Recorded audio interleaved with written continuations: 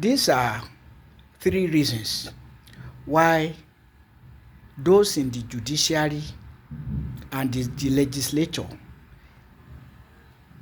will not criticize the executive arm of government in any way. The number one reason, with particular reference to this dispensation under the presidency of Bola Ahmed Tinubu, is that the ruling political party controls both legislative houses, the House of Representatives and the Senate, in terms of the legislature, the judiciary, and then, so that is the first point. The ruling party controls both the House, the legislative houses, the House of Representatives and the legislature. In the second instance, the principal officers of the two chambers were practically chosen by the presidency of Bola Ahmed Tinubu. The principal officers hold their positions to the president, and so their allegiance to the president. And also the judiciary, the Chief Justice and others appointed by the president, or the presidency if you like, the executive arm. So, going by this alone, where is room for criticizing the executive or being checks on the executive? Then, in the third instance, President Bola Ahmed Tinubu, to be particular, the presidency of Bola Ahmed Tinubu is conscious of where power lies in the judiciary and the legislature, and so giving considerable satisfactory remuneration to those in the two in the other two arms of government, the legislature and the judiciary. So, for those three reasons, those in the judiciary and the legislature will not be expected to be critical of the executive arm of government. And so, it is not surprising that Tajudeen Abbas has denied what was credited to him, saying that borrowing has surpassed the borrowing equation, and so in excess. And when he was quoted as saying that about a week or two ago, many Nigerians were eulogizing him. But I kept my silence because I was surprised beyond imagination that should. But some people also said, why are you criticizing the government now? Did you not approve the loans for the government? So two things. Either Tajudeen Abbas was misquoted, misunderstood and misquoted, or that words were put in his mouth because he is saying it was quoted out of context, which is not impossible. But it's also not impossible that Tajudeen Abbas rethinks and begin to swallow his words so as not to offend the executive, with particular reference to President Bola Ahmed Tinubu, who is desperate for re-election. So these are the issues.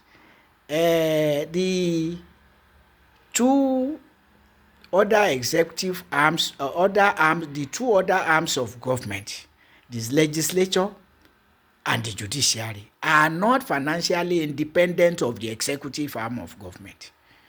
They are like at the mercy of the executive arm of government financially for their remuneration. And that being the case, where are we going to get the angel that will, in spite of that, be critical of the executive?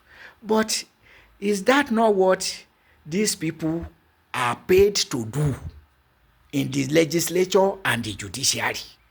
To be checks on the executive arm of government. Now they are mortgaged.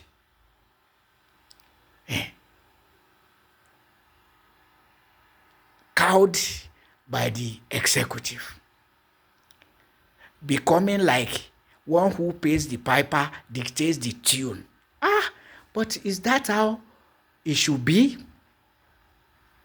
Or we did not copy this presidential system wholesale as it should be copied from America? Because we know, as a matter of fact, that the American legislature and judiciary still do justice more often than not. Yeah, but of course, they also have some hitches in the sense that when the ruling political party controls majority in the National Assembly, there is undue tempering of justice with mercy, to put it that way. But they can subpoena a president. They do that. So what is missing in Nigeria? Because to expect those in the legislature and the judiciary to be criticizing the president that is giving them their remuneration satisfactorily, it's not easy. It will take an angel. And human beings are not angels. We should not deceive ourselves. So those who know should tell us how to liberate the judiciary and the legislature from the clutches of the executive arm of government, so that there can be genuine checks and balances. Because what Tajudeen Abbas was quoted as saying is true, despite denying it now that he couldn't have said such a thing, that those who said so, who quoted him as such, are mischievous. But what you said is true, that Nigeria is being sunk in debts, and higher debts than preceding rulers who didn't declare fuel subsidy and other subsidies gone. That is what we are experiencing. It's not that we are about whether, but now some others are trying to say that Tinubu is even borrowing less than permitted by the equations. Must Nigeria borrow despite fuel subsidy gone, all other subsidies gone, yet tying every project to one loan or another? Is that how it should be? That doesn't make sense. As I said, it makes sense to say, okay, if government is giving you so much money to take home on monthly basis, it will be unthinkable for you to be criticizing the government. But it's also true that Nigeria should not continue like this. It's also true that Tinubu is sinking Nigeria in worse debts than never before. So, what should be done? What should be done? Maybe the legislature and the judiciary should also contribute. But a sharp knife cannot carve its own handle. That is where we are now. What must be done?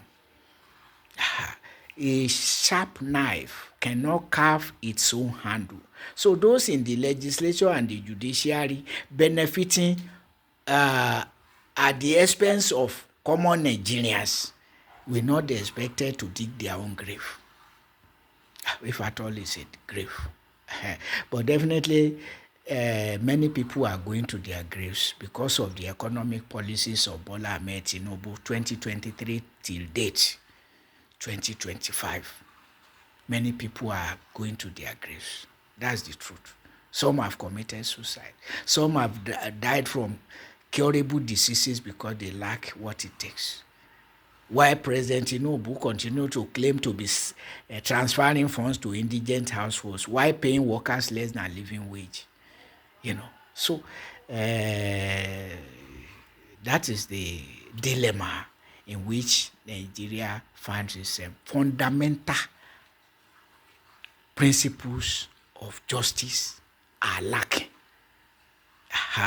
So how do you subject the legislature and the judiciary to the executive financially and expect the legislature and the judiciary to be criticizing the executive?